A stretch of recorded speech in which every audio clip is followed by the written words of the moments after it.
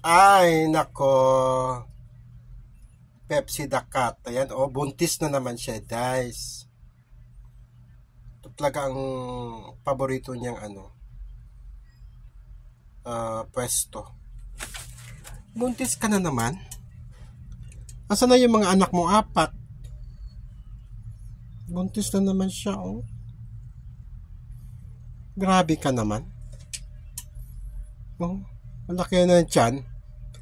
Kailan na ito nanganak sa taas eh. Grabe naman tong pusang ito. Mass production ang ginagawa niya. Kailan ko yung tatay ng mga anak niya ngayon eh. Maganda, malaking pusa. Bakit naman kasi nagpabuntis ka naman ng aga-aga? Yung 4 mong anak nagsipaglayasan na. Ganun pa na yun, guys. Pag yung medyo malaki na yung anak nila,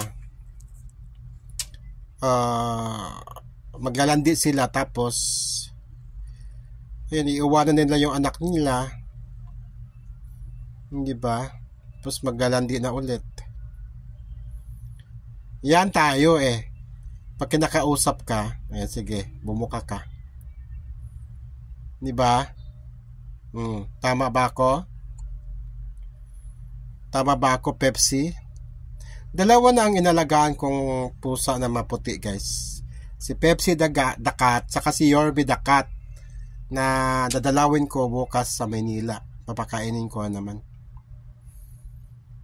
Ay, nako. Tulog, sige. Kasi buntis. Patingin nga ng ano mo.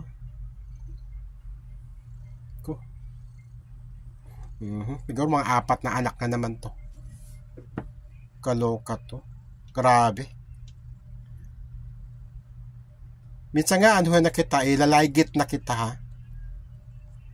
O kaya lagyan ko ng yung mo. Para hindi ka na makapaglandi. Biro mo, aliit-liit pa ng mga anak mo, naglandi ka na kaagad. Hindi ko nga anak mo asan na yung mga 4 mong anak. Yung palagi, guys, pangatlong buntis na niya ito. Yung mga anak niya nawawala. Ay, nako. Bagal naman umabot ng 3 minutes. Ano? Tulog-tulog ka lang, no? Tulog-tulog.